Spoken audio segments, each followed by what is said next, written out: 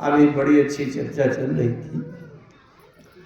महाराज दशरथ राम जी के बिना राम राम कहते कहते अपने इस जीवन को सार्थक कर देते हैं। देखिए, एक बात है, जीवन के दो भाग हैं, बड़े ध्यान से समझिएगा। जीवन के दो भाग हैं। एक भाग है शरीर के साथ जब तक जीवन रहता है, और दूसरा भाग है कि जब शरीर से अलग होकर होता है कि नहीं। जैसे मैं आपको उदाहरण दूं कि एक घाव आपके हाथ के ऊपर लग गया, कुछ खरोंच गया, चाकू लग गया, और कभी आंतों के भीतर किसी डॉक्टर ने बताया कि घाव हो गया, तो आप हाथ के ऊपर वाले घाव की ज्यादा चिंता करेंगे कि जो आंत के भीतर घाव हो गया उसकी ज्यादा चिंता है ना? क्योंकि बाहर वाला तो दिखाई दे रहा है, कितना गहरा है, कितना भर गया है, कितना सही है, कितना गलत है, लेकिन जो दिखाई नहीं दे रहा उसकी ज्यादा चिंता करेंगे, पता नहीं अंदर सड़ जाए, ज्यादा फैल जाए। तो जो दिखाई नहीं देता उसकी ज्यादा चिंता करनी चाहिए। आप सब लोग जानते हैं, मैं कथा में चलूंगा, आप सब लोग जानते हैं कि ये शरीर के साथ जो जीवन का भाग है ये खूब दिखाई दे रहा है। हमें 10 लाख का फायदा हो गया कि घाटा हो गया, कितनी जमीन हमने खरीद लिया, कितने कारखाने लगा दिए, कितनी बिक गई, सुख दुख, ब्याह हुआ बेटा बेटी का कि नहीं हुआ, ये सब दिख रहा है। एक भाग वो है जब इससे श्वास बंद हो जाएगा और उसके आगे का जो भाग होगा वो आज तक किसी को दिखाई नहीं पड़ा, अब क्या हो रहा है। तो हमें जीवन के दिखाई देने वाले भाग के सुख की ज्यादा चिंता करनी चाहिए कि जब जीवन का वो भाग शुरू होगा कि जो दिखाई नहीं पड़ता उसकी ज्यादा चिंता करनी चाहिए। मानस में कहा गया है, करहि मोह बस नरय घनाना, अस्वारथ रत परलोक नसाना। हमारा ये जीवन सुखी हो जाए, इसके लिए हम सही हो गलत हो कुछ भी हो ये भिलाव वो भिलाव कर रहे हैं। अस्वार्थ रत, इस शरीर के क्षणिक सुख के लिए हम परलोक नष्ट कर लेते हैं। उस मनुष्य को बुद्धिमान नहीं कहा जाता। चाहे आप गीता देखिए, चाहे जहां देखिए, तो अंतवत्तु फलम तेषाम तद्भवत्यल्पमेधसाम। और मानस में कहा गया है कि ये जीवन का लक्ष्य शरीर को सुखी बनाना नहीं है। नरतन पाई विषय मन देही, पलट सुधाते 60 विष लेही। यही तन कर फल विषय न भाई, अस्वर्ग स्वल्प अवंत दुखदाई। दो भाग हैं। भागवत की याद आ रही है, जब परीक्षित जी महाराज से एक अपराध हो गया था, श्रृंगी ऋषि के गले में सांप लपेट दिया, उनको श्राप मिला। 7वें दिन तक्षक डसेगा। हमको आपको भी तो तक्षक डस लेता है, कोई किसी ने आकाशवाणी कहकर नहीं बताया कि 7 दिन में तक्षक डसेगा। डसता है कि नहीं? अरे किसी न किसी रूप में काल आता है कि नहीं? ऐसे उनको भी आ जाता है। आकाशवाणी क्यों सुनाई? इसलिए सुनाई गई, अरे राजन, संसार धरती समेटने में लगे हुए हो और आपने अपने आत्म कल्याण का कुछ प्रयास किया हो, सवास है कि नहीं? जीवन तो सुधार लिया आपने, लेकिन मृत्यु के बाद ये शरीर छूटने के बाद के भाग की ओर ध्यान दिया कि नहीं? महाराज दशरथ के लिए अम्बा कौशल्या क्या कहती हैं? कौशल्या अम्बा ये नहीं कहती कि बड़ा गड़बड़ हो गया कि दशरथ जी की ये हो गया, मृत्यु हो गई, ये नहीं कहा।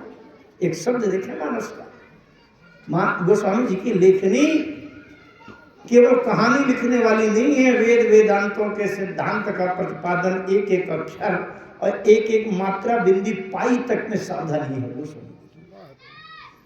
गोस्वामी जी कहते हैं जियत राम विधु बदन निहारा और राम विरह करी मरण संवारा। संवारा माने सुधार लिया। जातस्य ही ध्रुव मृत्यु शास्त्र कहते हैं। ध्रुवम जन्म मृतस्य चा, जिसका जन्म हुआ उसकी मृत्यु तो निश्चित होगी। हो सकता है कहीं रथ से जा रहे हों और रोड में नदी के पुल से झम से रथ असंतुलित हो जाए, नीचे गिरे मर जाए, तो मरण संवारा न हुआ। आज जिसके जीवन की अंतिम श्वास राम राम कही राम कही राम राम कही राम, उसके लिए कौशल्या जी कहती हैं कि राम विरह करी मरण संवारा, मरण सुधार लिया। जो राम के लिए जिए और राम के लिए मरे, उसके जीवन और मृत्यु में कहीं अकल्याण हो ही नहीं सकता। जियत राम विधु बदन निहारा, जीवन जिया तो राम के लिए, मृत्यु हुई तो राम के लिए। आइए इस बात में एक विचार चल रहा है। पिछले 2 दिनों से मैं सीता जी के बारे में कुछ विचार कर रहा था। इस प्रसंग में भी सीता जी का कारण है। 2 दिनों से यही चर्चा चल रही थी कि सीता जी का अगर हरण हो गया तो आनंद सिंधु राम भी व्याकुल हो गए, पागल हो गए, रो पड़े। और यहां अब बड़ी सावधानी से सुनिएगा, महाराज दशरथ की मृत्यु राम के कारण नहीं हुई। बहुत ध्यान से सुनिएगा, मानस की बात करूंगा। महाराज दशरथ की मृत्यु राम के कारण नहीं हुई। अगर राम के कारण मृत्यु होना होता तो जिस समय विश्वामित्र जी राम को लेकर के गए थे तो गट्ट से प्राण निकले। समझ रहे? दशरथ जी स्वयं कह रहे हैं कि जब राम जी वनवास को जा रहे हैं, दशरथ जी कह रहे हैं राम चले बना प्राण न जाही, के ही सुख लागी राहत तन माही। अब आप सोचो, अगर राम जी के कारण दशरथ जी की मृत्यु हुई होती तो जैसे राम जी महलों से निकलकर वन की ओर जा रहे हैं, गट्ट से वहीं पर प्राण निकल जाते। दशरथ जी स्वयं कह रहे हैं राम चले वन प्राण न जाई। राम जी तो वन को चले गए, प्राण नहीं निकल गए। क्या केवल एक बार कहा हो ऐसा नहीं है, दोबारा फिर कह दिया राव सुनाई दीन बनवासु, असुनि मन भयउ नारस हरासु, सो सुत बिछुरत गए न प्राणा, अधम कवन जग मोहि समान। दशरथ जी स्वयं कह रहे हैं सो सुत बिछुरत गए न प्राणा। तीसरा वाक्य सुनाया, सो तन राखी करब मैं कहा, अजहिन प्रेम पन मोर निवाहा। प्रेम प्रण का निर्वाह तो तब होता राम ऐसे घूमे और गट्ट से प्राण निकले, तब तो होता। इसका मतलब दशरथ जी के प्राण राम के कारण नहीं निकले। बहुत ध्यान से सुनिए, दशरथ जी के प्राण क्यों निकले, इसके लिए मैं थोड़ा सा एक प्रसंग आपके समक्ष प्रस्तुत करता हूं। राम जी का जब विवाह हुआ बालकाल में, चारों भाइयों का हो गया, बारात का खूब स्वागत होता रहा 6 महीने तक। और जब बारात अब निश्चित हो गया कि नहीं नहीं अब चलना है, क्योंकि रोज जनक जी रोक लेते थे, अरे आज और रुक जाइए, आज और रुक जाइए। लेकिन जब ये दशरथ जी ने कह दिया नहीं नहीं अब नहीं रुके, हम जाना, समझ गए जनक जी कि अब जाएंगे। तो बात जाने की तैयारी हो गई।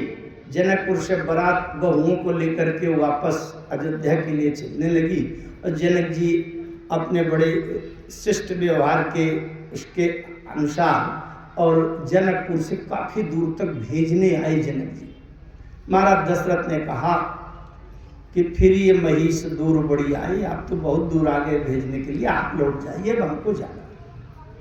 जिस समय जनक जी वहां से लौटने लगे उस समय सीता को देखकर फफक कर रो पड़े जनक जी, बड़ी जोर से फूट कर रोने लगे। दशरथ जी ने देखा कि जनक जी ऐसे रो रहे हैं। दशरथ जी ने कहा, राजन अगर आप भी पुत्री के वियोग में इस तरह रो रहे हैं विदा करते समय, तो संसार के अज्ञानी में और विदेहराज ज्ञानी जनक पे फिर अंतर क्या रहा? जैसे संसार के लोग रोते हैं वैसे आप भी रो रहे। आप तो ज्ञानी हैं, आपको तो संसार की आसक्ति से रोना नहीं चाहिए। जनक जी ने बात कही। जनक जी ने कहा, महाराज मैं ये पुत्री के आसक्ति के कारण नहीं रो रहा, मेरे रोने का कारण एक दूसरा। जैसे किसी के, क्योंकि ये हमारी बहू बेटियों का जो जीवन होता है, हम लोग तो एक पक्ष के होते हैं, लेकिन इनका जो जीवन होता है दो पक्ष का होता है। जन्म कहीं होता है, घर कहीं बसता है जाके।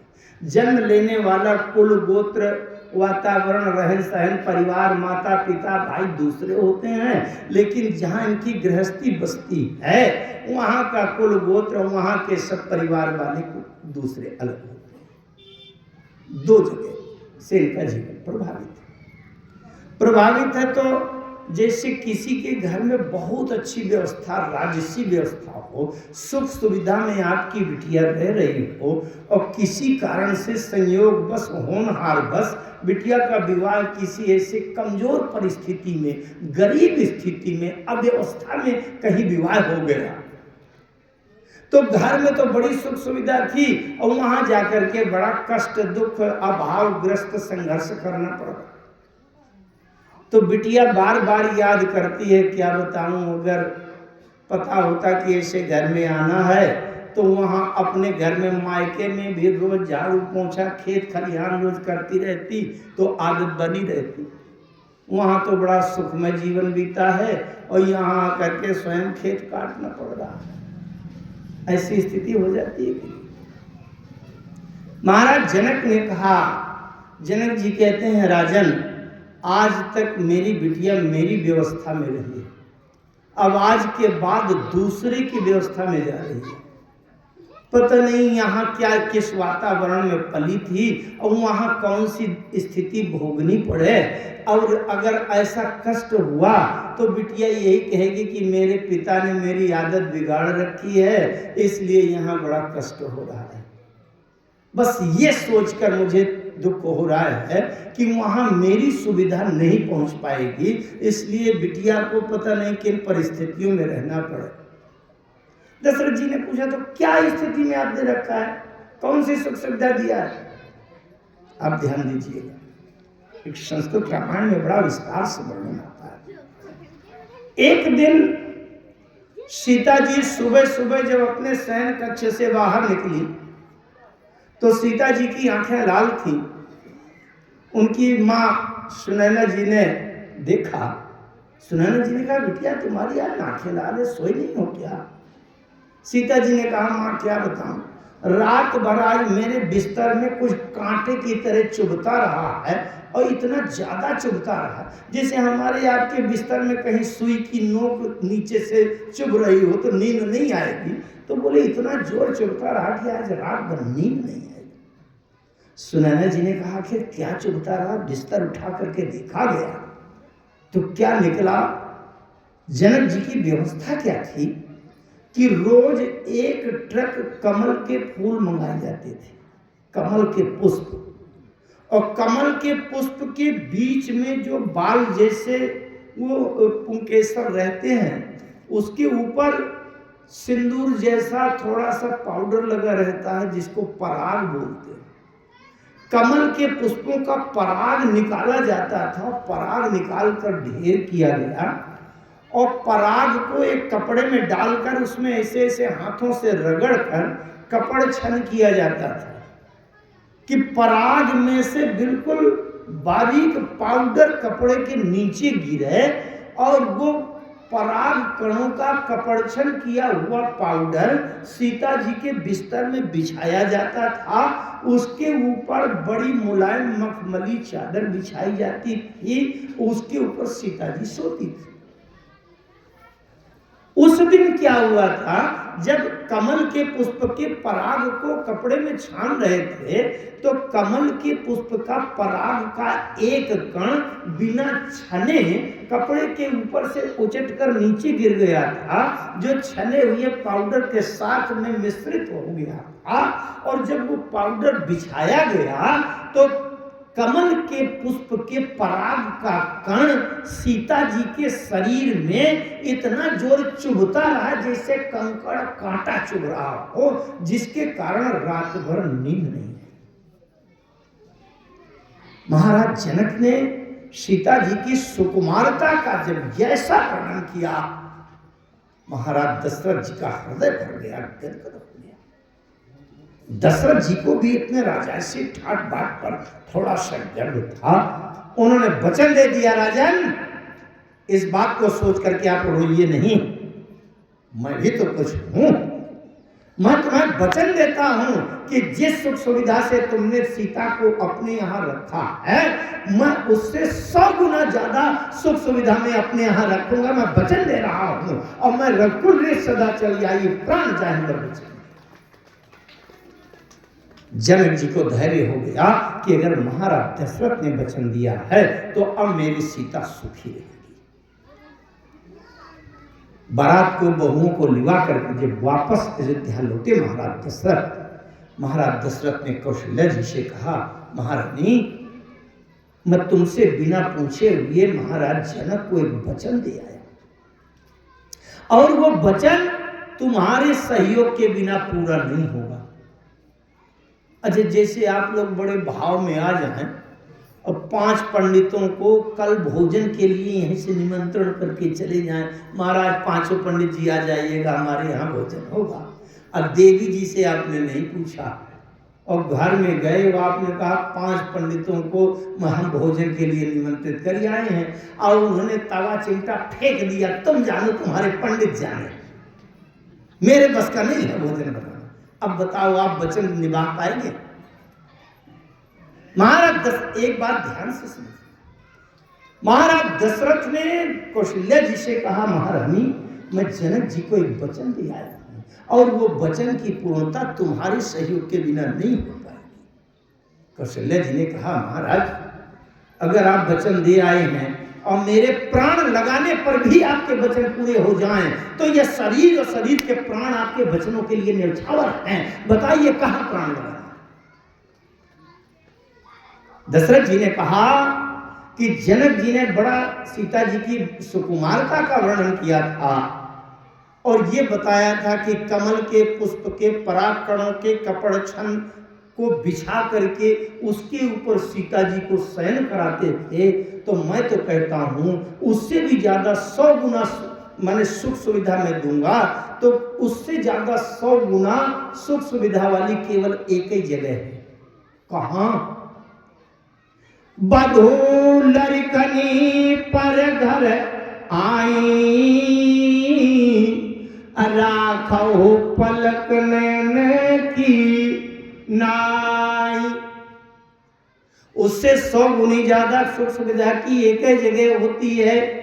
हम दोनों पलकों के बीच में सीता को रख लें। अच्छा, पलक एक होती है कि 2? पलक 2 होती है। दशरथ जी ने कहा, महारानी नीचे की पलक तुम बन जाना, ऊपर की पलक मैं बन जाऊंगा और सीता को बिल्कुल लाखों नैन पुतरी की नहीं, ये जैसी आंखों की पुतली होती इसी तरह रख लेंगे और 100 गुना सुख सुविधा मिलती रहे। पलक तो होती, पलकें जब बंद करेंगे तो एक ही दिखाई पड़ेगी, लेकिन एक नीचे से लगी हुई है। ध्यान से समझिएगा, अगर कोई ससुर चाहे कि मैं अपनी बहू को सुख सुविधा दे दूं, तो बाजार से तो सामान ले आएगा सारी सुख सुविधा के, बेड है, बिस्तर है, खाने पीने के रबड़ी मलाई काजू है और तमाम एसी है, गहना है, सब कुछ ले आएगा, बाहर से तो ले आएगा, लेकिन अंदर वो पूरी की पूरी सुख सुविधा बहू को मिलती है कि नहीं, इसके लिए सास का अनुकूल होना बहुत जरूरी है। अगर सास न चाहे तो वो सुख सुविधा बहू को नहीं मिलेगी। दशरथ जी कहते हैं बाहर की पलक तो मैं बन जाऊंगा, बाहर से सुख सुविधा मैं जुटा दूंगा, लेकिन हे महारानी, हे कौशल्या, नीचे की पलक तुम बन जाना और सीता को ये आंखों की पुतली के समान रख लेंगे और मेरे वचन का निर्वाह हो जाएगा। अब स्थिति ये आ गई कि कैकेयी जी ने 14 वर्ष का वनवास मांग लिया। राम जी वनवास के लिए जाने को तैयार हुए तो सीता जी कहती हैं कि जैसे प्राण के बिना शरीर नहीं रहता, वैसे राम जी के बिना मेरा अस्तित्व क्या है, तो इसलिए मैं तो साथ नहीं छोड़ूंगी। सीता जी जाने लगी। कौशल्या अम्मा वहां क्या कह रही हैं? कौशल्या अम्मा कह रही हैं, जियन मूरी जिमि जोगवत राम, दीप बात नहीं टारन काम, नयन पुतरी जिमि प्रीति बढ़ाई, राख्यो प्राण जान की लाई, और नयन पुतरी जिमि प्रीति बढ़ाई। ये कौशल्या जी कहते हैं, मैंने सीता को ऐसे रखा है, नयन पुतरी, आंखों में जैसे पुतली को रखते हैं पलकें, उस तरह मैंने रखा है, क्योंकि मेरे महाराज ने कहा था कि बधू लड़कनी पर घर आई, राख्यो नयन पुतरी की नाई। इस तरह से रखा है। कौशल्या अम्बा कहने लगी, स्वैसीय चलन चाहता बनसा था, आयसु काह होई रघुनाथा। एक बात कहूं मैं,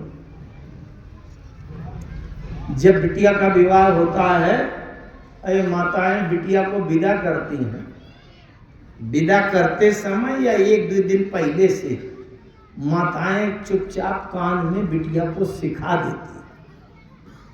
ससुराल में जाकर के बिटिया और किसी की बात ध्यान करे चाहे न करे, परंतु माँ ने जो सिखाया है वो काम जरूर करती है।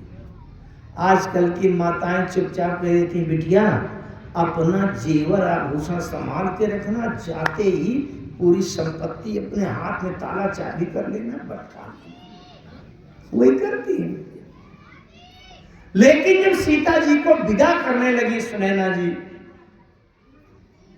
पिता महाराज जनक, उन दोनों ने एक ही बात सिखाई, सास ससुर गुरु सेवा करहु।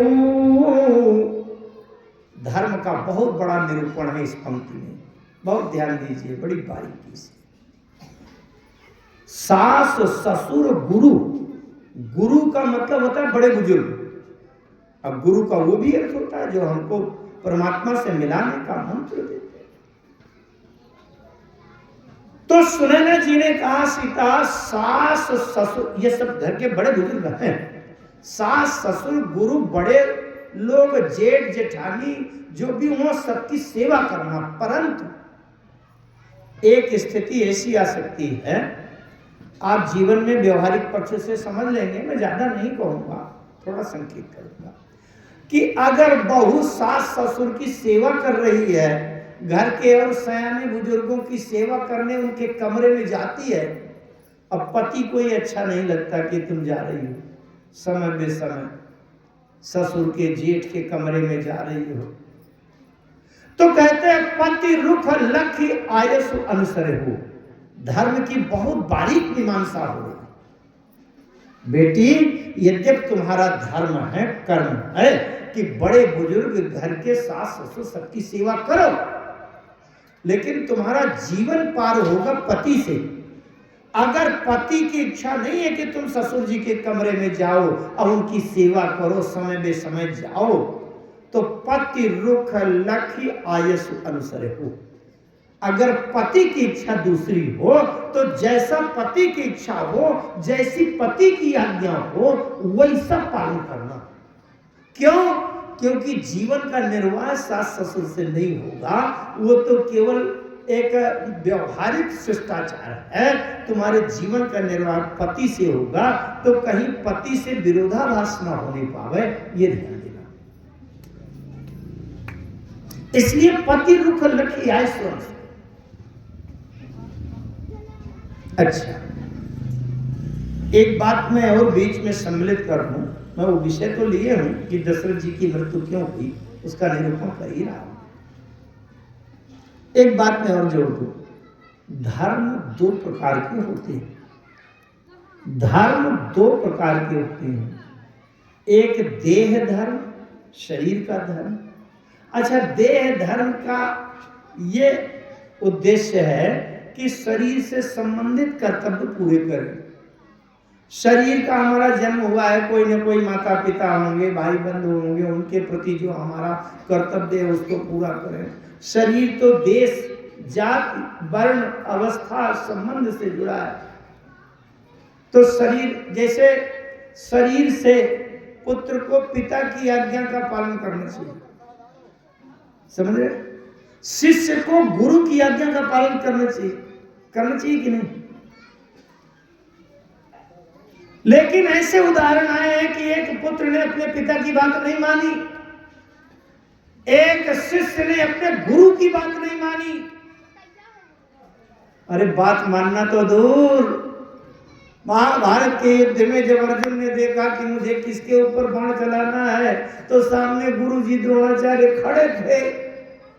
अरे अर्जुन ने कहा मैं गुरु जी के ऊपर बाण चलाऊं? भगवान कृष्ण ने गीता का उपदेश करके यही कहा, मार डालो इस गुरु को, हत्या। गुरु न हत्वा हि महानुभावान्।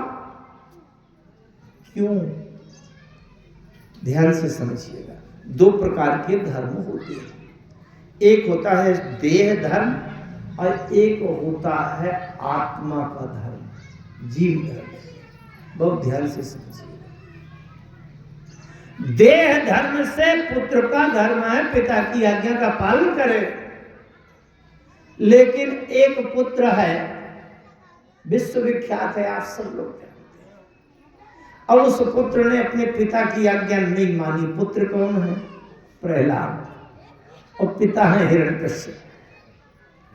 पिता हिरण्यकश्यप प्रहलाद से कहता है, भागवत में बात आती है, आप तो सब भागवत के विद्वान बैठे। हिरण्यकश्यप कहता है, पुत्र वही बात सीखना जिसमें नारायण से विरोध पैदा हो, नारायण को हम मारें, उससे युद्ध करें। और प्रहलाद कहते हैं, पिताजी नारायण के प्रति 9 प्रकार के भाव रखना ही जीव का कल्याण का लक्षण है। श्रवणम, कीर्तनम, स्मरणम, विष्णु पाद से। तो हिरण्यकश्यप कह रहा था प्रहलाद से कि नारायण का नाम न लेना, और प्रहलाद ने अपने पिता हिरण्यकश्यप की बात नहीं मानी, और नारायण नारायण उनके श्वासों से, धमनियों से, रक्त से, हृदय से नारायण नारायण की धड़कन हो रही। प्रहलाद ने कहा नारायण के बिना जीवन संभव नहीं है। अंत में मैं वो कथा नहीं कहूंगा, ज्यादा समय सीमित होता है, अपने विचार पूरे केंद्रित भी करना है। कहने का तात्पर्य, प्रहलाद ने पिता की आज्ञा नहीं मानी, लेकिन आज तक किसी ने प्रहलाद की निंदा नहीं किया कि बड़ा दुष्ट उद्दंड रहा पिता की आज्ञा। क्यों? शरीर का धर्म है कि पुत्र पिता की आज्ञा का पालन करे, लेकिन आत्मा का धर्म है कि परमात्मा में समर्पित हो जाए। यह विशेष है। जब कभी समय मिलेगा मैं भरत जी के बारे में बात करूंगा, तब आप देखेंगे कि भरत जी को अयोध्या की राज्यसभा में गुरु वशिष्ठ जी ने पुराण, शास्त्र, उपनिषद, वेद, पिता की आज्ञा, राजा की आज्ञा, गुरु की आज्ञा, मंत्रियों का समर्पण और विमाता की आज्ञा, सबसे एक मत से कहलवा दिया कि तुम राज सिंहासन पर बैठो, राज्य करो। लेकिन भरत जी ने नहीं माना। क्यों? ये तो सब शरीर के धर्म है, लेकिन आत्मा का धर्म है कि परमात्मा में समर्पित हो जाए। इनकी बात मानने से मैं राम के निकट जा रहा हूं कि दूर? और जिसकी आज्ञा हमको राम से दूर कर दे, उसकी आज्ञा नहीं माननी चाहिए, चाहे वो पिता कहे चाहे गुरु कहे। जाके प्रिय न राम वैदेही, तजिए ताहि कोटि भैरी सम, यद्यपि परम स्नेही। तजो पिता प्रहलाद, विभीषण बंधु भरत महतारी, और बलि गुरु तजो। महाराज बलि ने अपने गुरु को छोड़ दिया। बलि के यहां जब वामन भगवान पहुंचे, 3 पैर पृथ्वी मांगी, गुरु शुक्राचार्य समझ गए ये नारायण है, वामन बन करके आ गया, सब कुछ ले जाएगा। शुक्राचार्य जी ने बलि से कहा इसको मत देना। क्यों? क्यों न दूंगा? सबको दिया, इसको क्यों न दूंगा? अरे बोलिए नारायण है। अरे बलि ने कहा तब तो और ज्यादा दूंगा। क्यों? अभी तक मैंने संसार के नर को दिया है, अब आज साक्षात नारायण जब मांग रहा है तो क्यों न दूं? नारायण की संपत्ति नारायण को संपत्ति। अच्छा, ये तो बड़ी अच्छी बात हुई। बलि ने कहा बहुत अच्छा हुआ जो नारायण मांग कर लेने आए हैं। नहीं, जब नारायण को लेना ही है तो बिना मांगे निकाल लेंगे तो क्या करूंगा? अरे किसी को रोग कर दिया कैंसर का, आप 70,000 की भैंस लाए और 3 दिन बीमार हुई। मैं बात कह रहा था, बलि ने कहा कि अगर नारायण ने लेने की सोच लिया है कि मेरी सब संपत्ति छीनना चाहते हैं, कहीं से भी छीन लेंगे, बिना मांगे छीन लेंगे तो क्या करूंगा? ये तो बहुत अच्छा होगा जो मांग कर लेने। गुरु को छोड़ दिया। शुक्राचार्य जी ने कहा मैं छोड़ दूंगा तुमको। बलि ने कहा अगर मुझे नारायण मिल रहा है गुरु के छोड़ने से, तो मैं नारायण को पकड़ूंगा, गुरु छूट जाए तो छूट जाए। हमारे जीवन का उद्देश्य परमात्मा है। शरीर के 2 धर्म हुए। बाहर का धर्म तभी तक मानना चाहिए जब तक आत्मा के धर्म में कहीं रुकावट अड़चन ना आवे। अगर पिता कहे कि भगवान का भजन करो, शंकर जी को जल चढ़ाओ, हनुमान जी के सामने प्रणाम करो, हनुमान चालीसा पढ़ो, तब तक मानना चाहिए। अब अगर पिता हिरण्यकश्यप की तरह कहे कि नारायण का नाम न लेना, ये हमारा दुश्मन है, तो कहते हैं फिर नहीं मानना चाहिए। क्योंकि शरीर, जब शरीर का ठिकाना नहीं, शरीर स्थायी नहीं, तो शरीर का धर्म स्थायी नहीं। आत्मा का धर्म स्थायी है, जीव का धर्म है ब्रह्म को प्राप्त। अभी अभी मैं चर्चा कर रहा था कि सीता जी को सुनैना जी और जनक जी ने कहा था कि सास ससुर गुरु सेवा करे हो, अपति रुख लखी आयसु अनुसर हो। पति राम जी ने सीता जी से तुरंत कह दिया आयस मोर सास सेवकाई। कब? जब वन को जा रहे थे राम जी और सीता जी व्याकुल हो गई, राम जी समझ गए कि ये साथ में चलना चाहती है। राम जी ने स्पष्ट कह दिया आयस मोर सास सेवकाई, सब विधि भामिनी भवन भलाई। तो सीता जी को राम की आज्ञा माननी चाहिए कि नहीं? पत्नी को अपने पति की आज्ञा माननी चाहिए कि नहीं? और राम जी की आज्ञा दे रहे हैं सीता जी को, आयस मोर, मेरी आज्ञा है, आपन मोर नीक जो चाहू, तो बचन हमारी मानी ग्रह राहू। राम जी सीधे कह रहे हैं, सीता मेरा वचन, मेरा आदेश मानकर घर में रहो, और सुमुख मात हित राखो तुम। माता जी की सेवा के लिए तुम्हें रखना। सीता जी की माता जी ने भी कहा था सुनैना जी ने कि सास ससुर गुरु सेवा करे हो, और उसमें पति कोई विरोध नहीं कर रहा, बल्कि पति भी कह रहे हैं कि आय सुनो सास सेवकाई। तो सीता जी को घर में रहना चाहिए कि नहीं रहना चाहिए? राम जी की आज्ञा मानी? नहीं मानी। क्यों? सीता जी ने विभाजन कर दिया दो का। ध्यान से समझिएगा, बड़ा बारीक धर्म का निरूपण है यहाँ। सीता जी ने कहा, प्रभु शरीर के संबंध से तो मैं आपकी पत्नी हूं, आप मेरे पति हैं, तो शरीर का धर्म है कि पत्नी को अपने पति की आज्ञा माननी चाहिए। और आप शरीर को आज्ञा दे रहे हैं कि आय समोर सास सेवकाई, तो ये शरीर को, देव को सास कौशल्या जी की सेवा के लिए अयोध्या में रहना चाहिए, मैं मानती हूं। लेकिन प्राण का धर्म है कि प्राणनाथ के साथ जाए। समझ? आत्मा का धर्म है कि परमात्मा में लीन हो जाए। जीव का धर्म है कि ब्रह्म के साथ ही रहे हमेशा। तो ऐसा कर देते हैं कि शरीर देह वाले धर्म का निर्वाह करे और प्राण प्राणनाथ के साथ चला जाए, ऐसा कर दिया जाए। अगर आप आज्ञा न देंगे तो शरीर तो नहीं जा सकता, क्योंकि पत्नी पति की आज्ञा का पालन करेगी। अब देखना यह है कि प्राण तो प्राणनाथ के साथ ही जाएगा, उसमें कोई शास्त्र रोक नहीं सकता।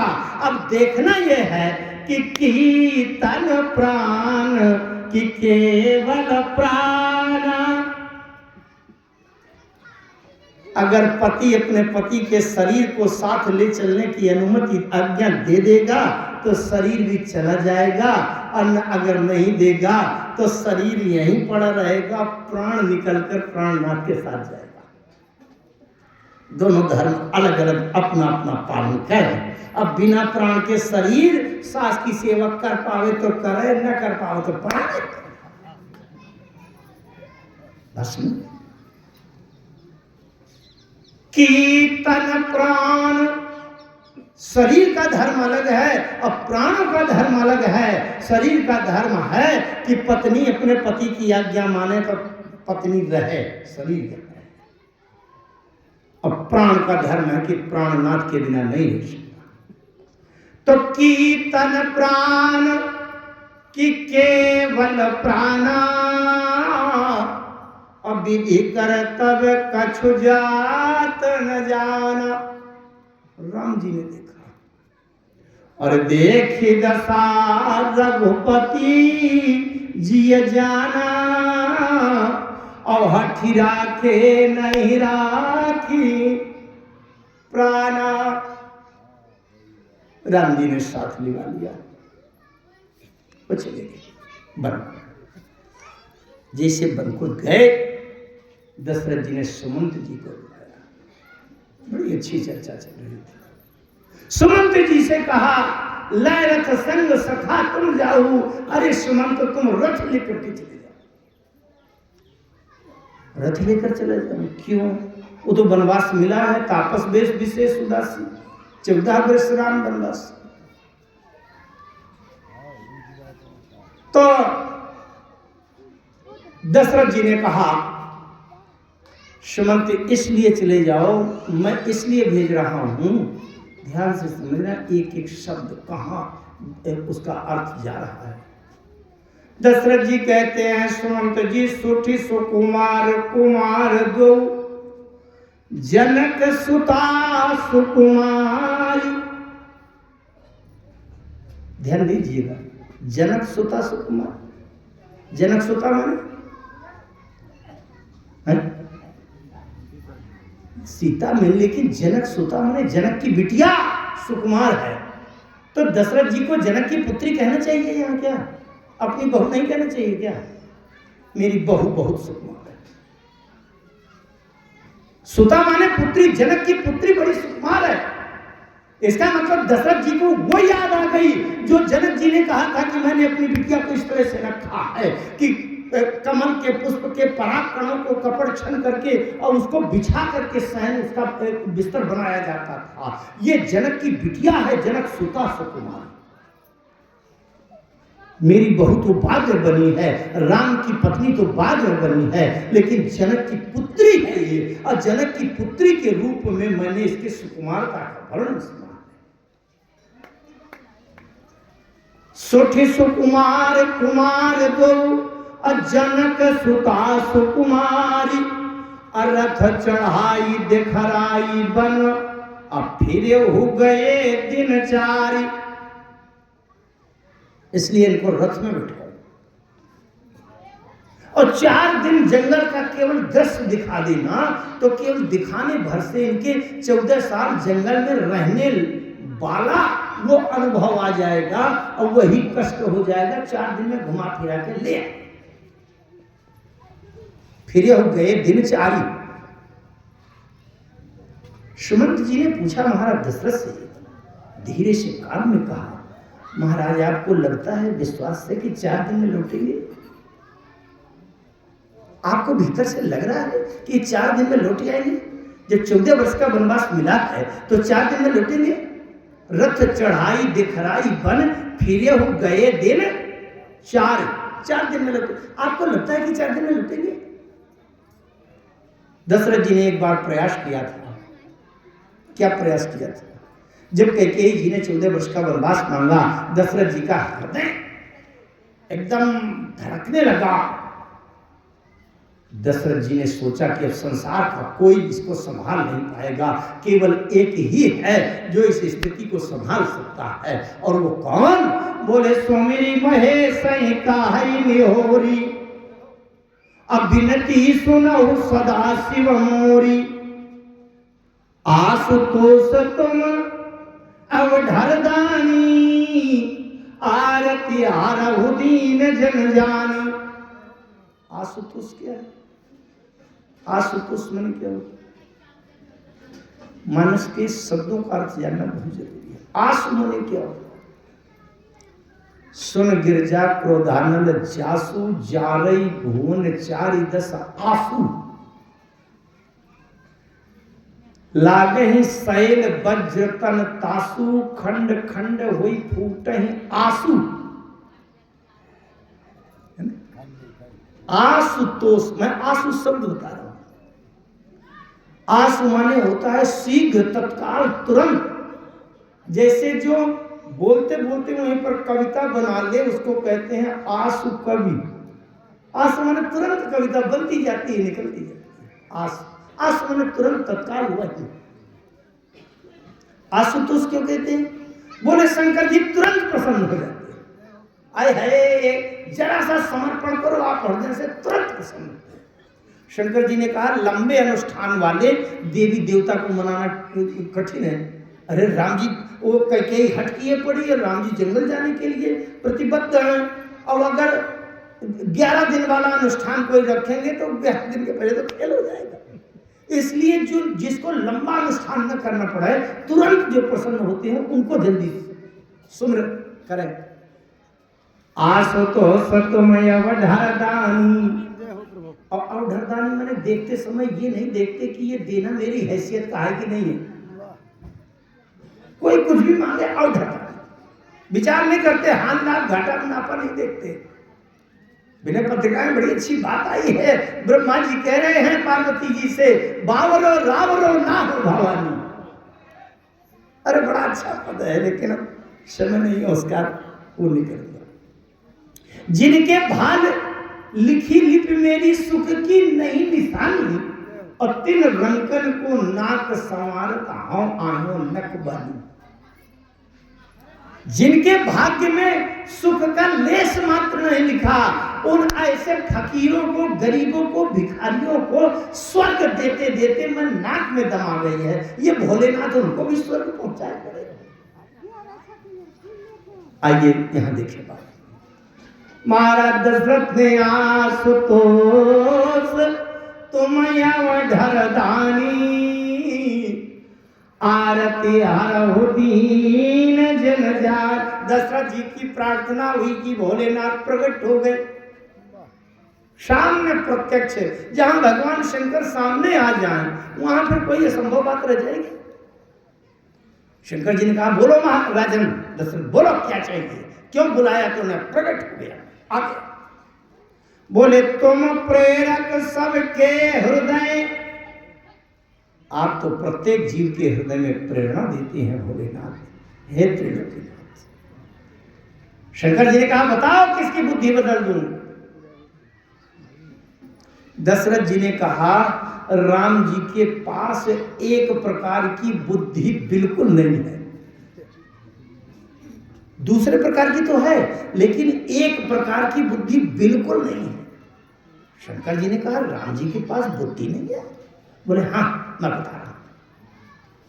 तुम प्रेरक सबके हृदय सोमति राम ही देव। सो माने वो वाली बुद्धि, वो वाली बुद्धि नहीं है, इसीलिए तो कहा सोमति राम ही देव, राम जी को वो वाली बुद्धि दे दीजिए। शंकर जी ने पूछा कौन वाली बुद्धि? दशरथ जी कहते हैं राम जी के पास आज्ञा पालन करने वाली बुद्धि तो खूब कूट कूट कर भरी है, पर आज्ञा टालने वाली चालाक बुद्धि नहीं है, और एक बार जरूरी काम पड़ गया है तो इसलिए वो वाली बुद्धि दे दीजिए कि बचन मोर ताजी। ये है राम जी का आदर्श। आज का पिता अपने पुत्र से कहता है कि बेटा आधी रात में कहाँ जाते हो, शराबियों के साथ क्यों घूमते हो, जुआनियों की संगत क्यों करते हो? बात नहीं मानता। किसी दिन बड़े खतरे की स्थिति में लड़का जा रहा है तो आज का पिता कहता है हे भगवान भोलेनाथ, मेरा पुत्र जीवन में केवल एक ही बार मेरी बात मान ले, ये कहता है। लेकिन दशरथ जी कहते हैं हे भोलेनाथ, मेरा पुत्र जीवन में मेरी एक बार बात टाल दे, ऐसी कृपा करो, ऐसी बुद्धि राम को दे दो, क्योंकि राम के पास आज्ञा पालन करने वाली बुद्धि तो खूब भरी है लेकिन आज्ञा टालने वाली बुद्धि नहीं है। तो एक बार राम जी के मन में ऐसी बुद्धि दे दीजिए कि बचन मोर ताजी, मेरा वचन त्याग दे, मेरी आज्ञा टाल दे। बचन मोर ताजी राही घर परिहरशील स्नेह। दशरथ जी की इतनी बड़ी समर्पण भावना की प्रार्थना के बराबर अब दूसरा कोई उपाय हो सकता है? आप वहां मानस में पढ़ करके देखें, क्या भगवान भोलेनाथ ने दशरथ जी से कहा कि ओ मस्त मैं राम की बुद्धि फेर दूंगा और राम वन को नहीं जाएंगे? कहा। जब दशरथ जी की इतनी समर्पण युक्त विनम्र भावना से दशरथ जी राम जी के वनवास को नहीं बदल पाए तो क्या सुमंत जी 4 दिन में लौटा लाएंगे राम को? दशरथ जी जब सुमंत से कह रहे हैं रथ लेकर के तुम चले जाओ मित्र, सुमंत जी ने पूछा महाराज रथ लेकर जाने का उद्देश्य क्या है? बोले सोठी सुकुमारी कुमार दो जनक सुता सुकुमारी, और रथ चढ़ाई दिखराई बन फिरे हो गए दिन 4 दिन में दिखा करके लौटा लाना। जब सुमंत्र जी ने महाराज दशरथ के कान में धीरे से कहा महाराज आपको लगता है कि लौटेंगे राम? जब आप भगवान त्रिलोकीनाथ आशुतोष अवधरदानी से प्रार्थना कर चुके और वो नहीं लौटा पाए तो मेरे लौटाने से लौटेंगे?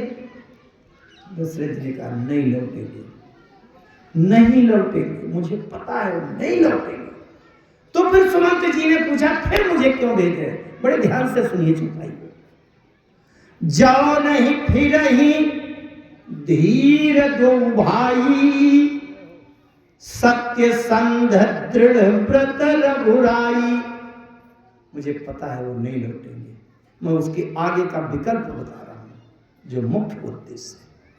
जो नहीं फिर ही धीर दो भाई, असत्य संध दृढ़ व्रत रघुराई। ताओ तुम विनय करहु प्रभु मिथिलेश किशोरी। जब राम और लक्ष्मण न लौटे तब तुम धीरे से प्रार्थना कर देना, प्रभु आप न लौटो, जंगल को जाओ, वन को जाओ तो जाओ।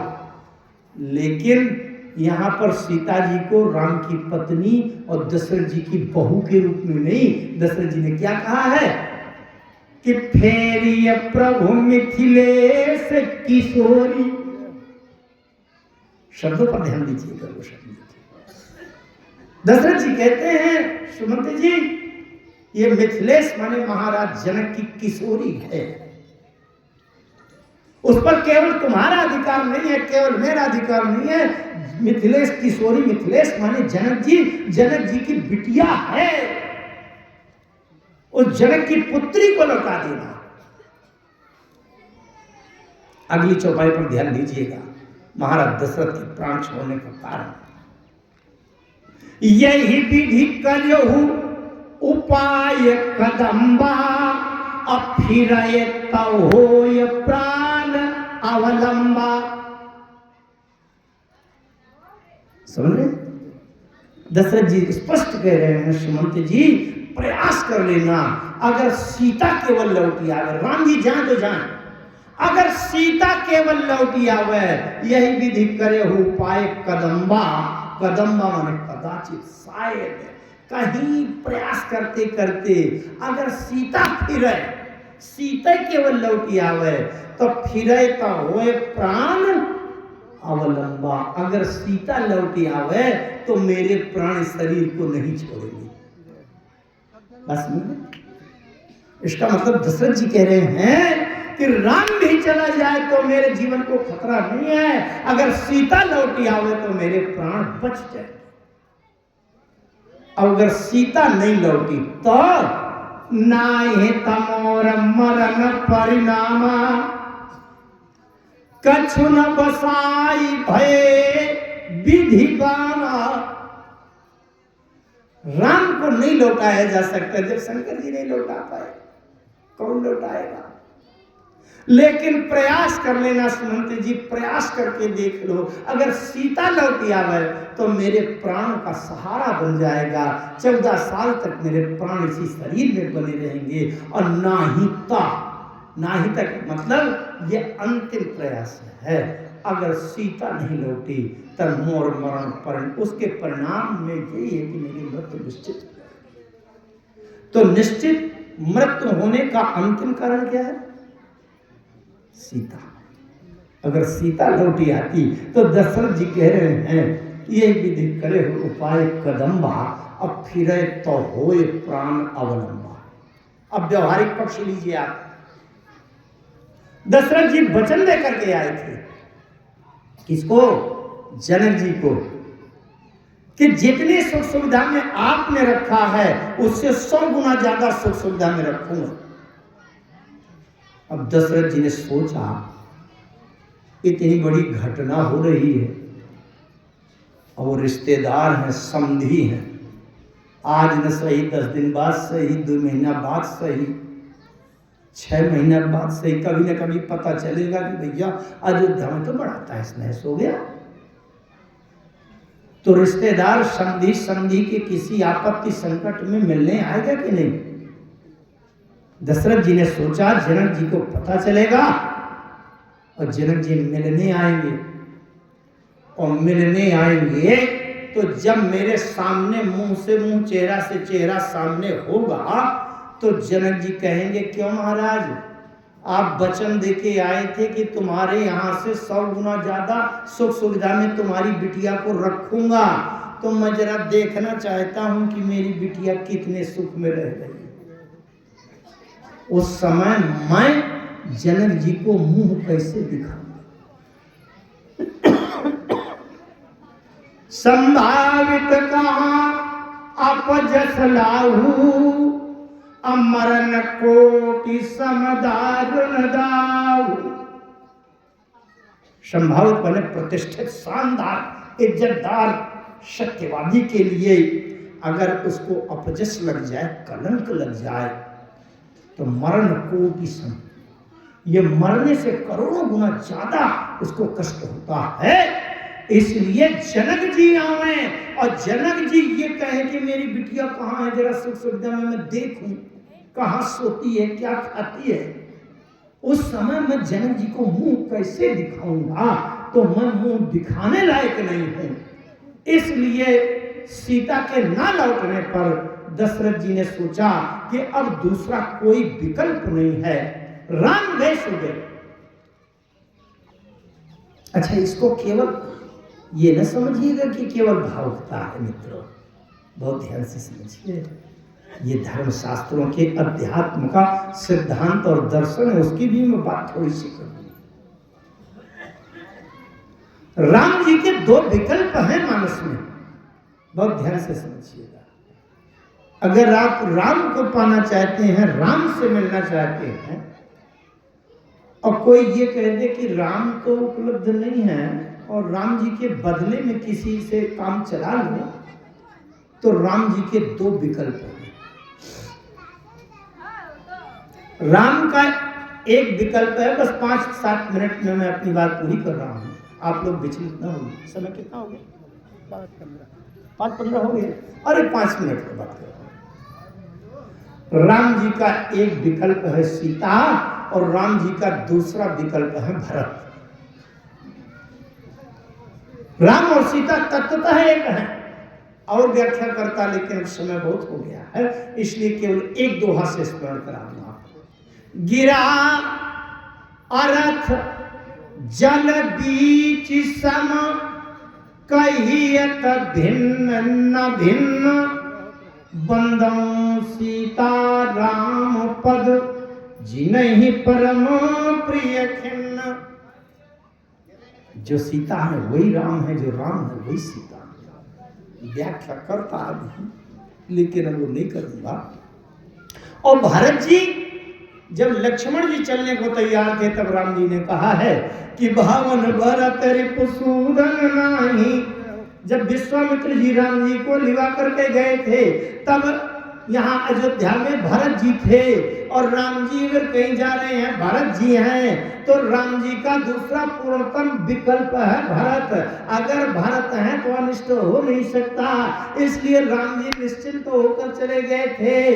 अब राम जी लक्ष्मण जी से कह रहे हैं, लक्ष्मण मुझे चिंता इस बात की है, एक बार मैं पिताजी को छोड़कर विश्वामित्र जी के साथ गया था, उस समय भरत जी घर में थे, मुझे कोई चिंता नहीं थी, लेकिन भवन भरत रिपुसूदन नाही, अराव वृद्ध मन मम दुख मन माही, अजो मैं जाऊं तुम ही नहीं साथा, अहो ये सब ही विधि अवधयना था।